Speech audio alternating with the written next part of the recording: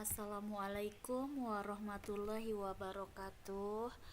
Perkenalkan, nama saya Nelly Natalia.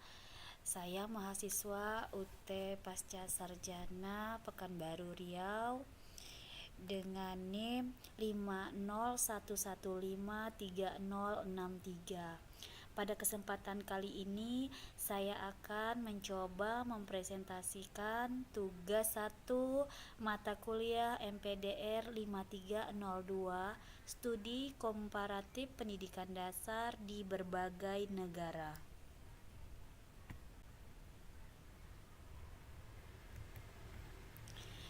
Untuk jawaban pertanyaan pertama, artikel jurnal nasional terakreditasi Sintak yang berkaitan dengan topik isu sosial politik dan sosial budaya.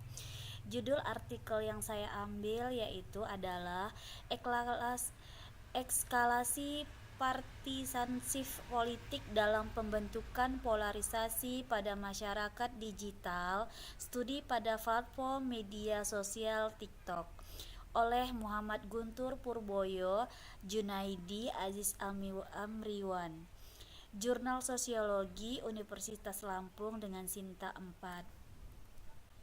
Adapun alasan saya memilih judul jurnal artikel ini, yang pertama, diterbitkan di jurnal terakreditasi Sinta 4, menjamin kualitas akademik. Yang kedua, relevan dengan isu sosial politik dan sosial budaya, kontemporer serta polarisasi politik dan peran media sosial seperti TikTok. Yang ketiga, menggambarkan bagaimana komunikasi digital membentuk relasi sosial politik di masyarakat modern. Yang keempat, memiliki aspek teoritis plus empiris yang kuat untuk memahami konflik sosial politik di era digital. Adapun fokus penelitian, yang pertama, menganalisis peran TikTok sebagai ruang ekspresi partisansip politik. Yang kedua, menggunakan teori Weberian partisanship, filter bubble, dan echo chamber. Pendekatan alternatif berbasis studi, dokumentasi, dan konten digital.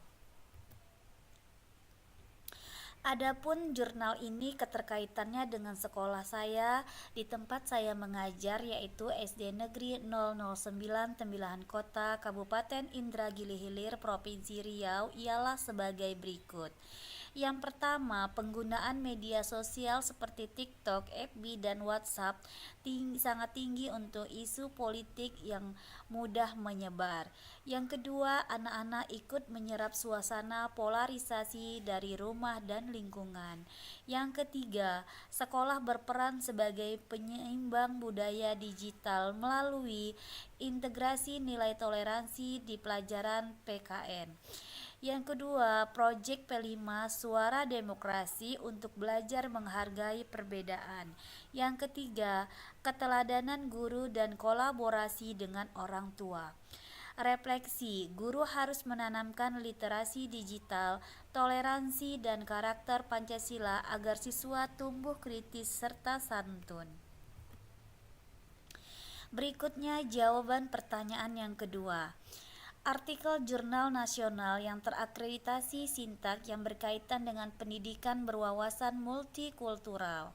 Adapun judul artikel yang saya ambil yaitu The Influence of Multicultural Education on Tolerance Attitudes of Elementary School Student Literature Study, Jurnal Ijtihad 8 nomor 1 tahun 2024 dengan Sinta 4, dengan doi 10.33474 multikultural 58I1.21579. Adapun tujuan dan fokus, yang pertama, mengulas kontribusi pendidikan multikultural terhadap sikap toleransi siswa SD. Mengumpulkan hasil penelitian terdahulu untuk melihat praktik efektif dan hambatan.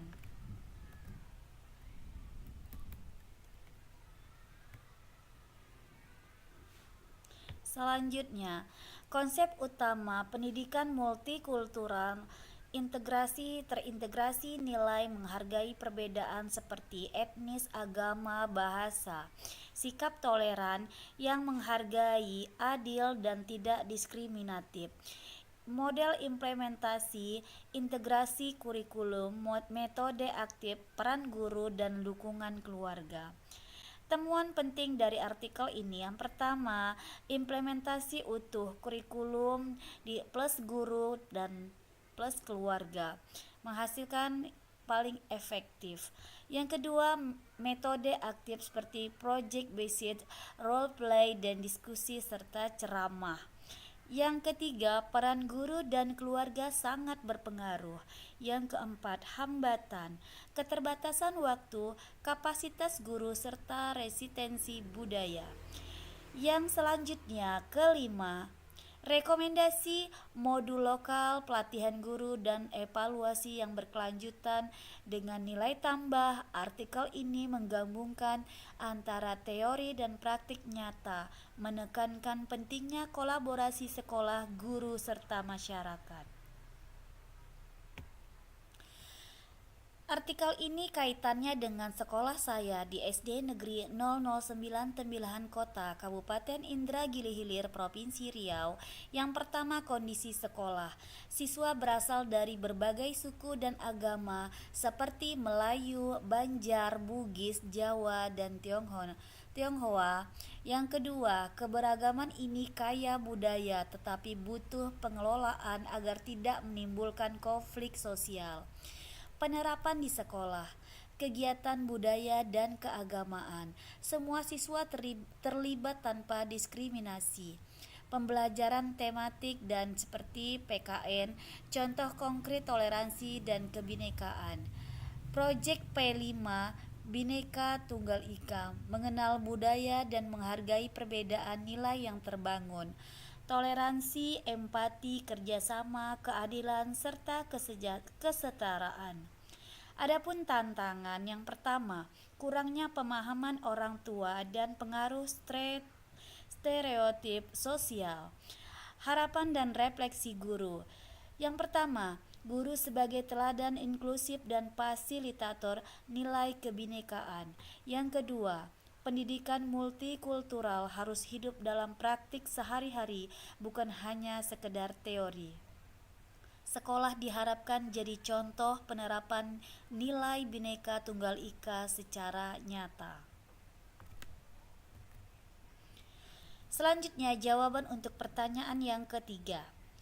Artikel Jurnal Nasional Terakreditasi Sinta yang berkaitan dengan teknologi, informasi, dan komunikasi dalam pendidikan dasar.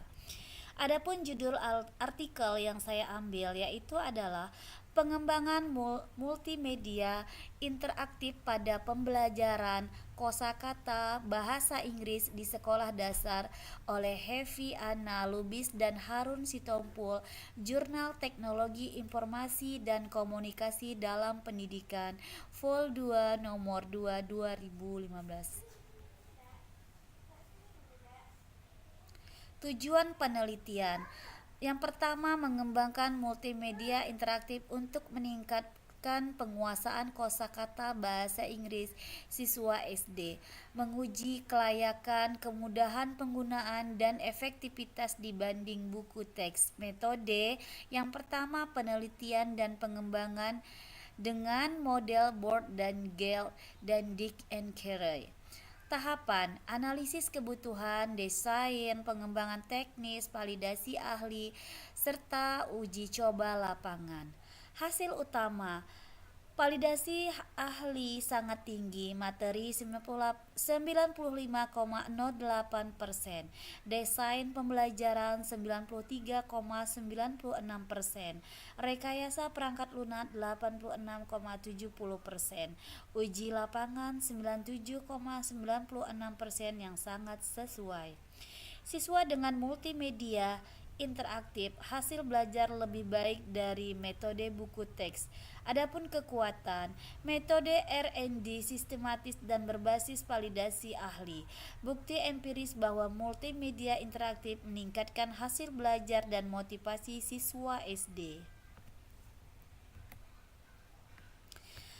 Keterkaitan dengan SD Negeri 009 Tembilahan Kota, Kabupaten Indragiri Hilir, Provinsi Riau, di mana tempat sekolah yang saya ampu. Pertama, kondisi sekolah. Yang pertama, sudah mengenal pembelajaran berbasis TIK, tapi masih sangat terbatas. Yang kedua, fasilitas dan kemampuan guru dalam TIK beragam. Yang ketiga, siswa cepat bosan dengan metode konvensional yang membutuhkan media menarik. Penerapan di sekolah.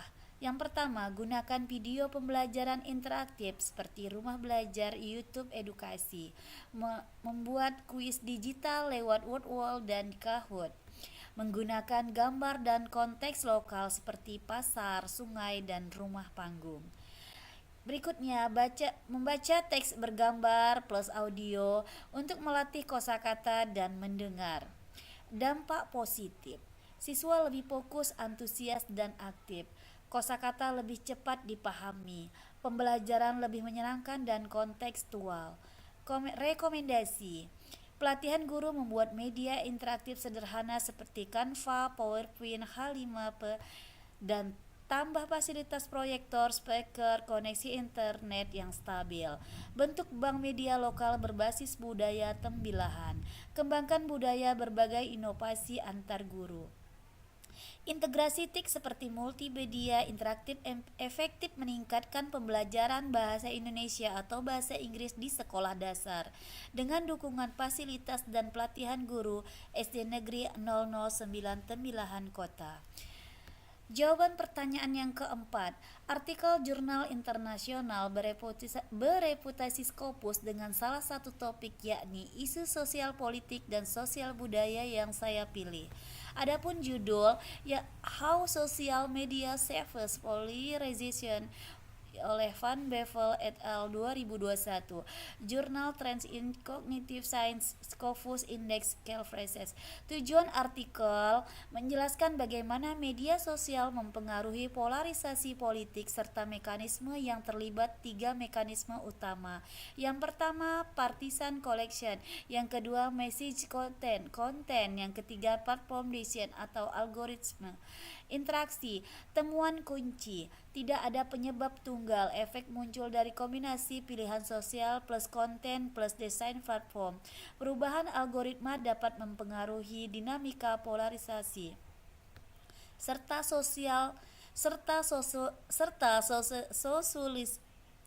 solusi perlu gabungan kebijakan plus literasi media plus intervensi desain platform.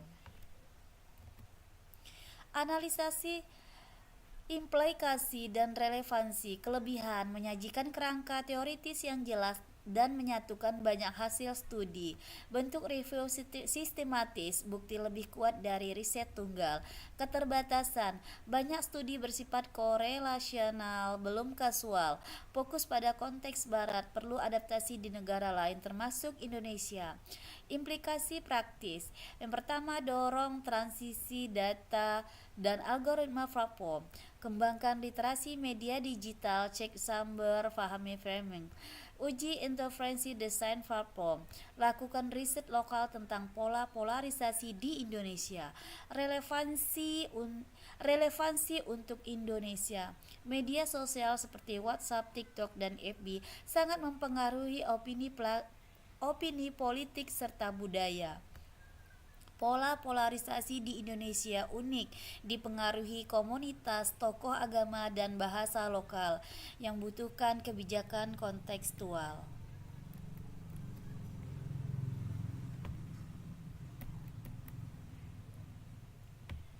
Demikian presentasi dari saya.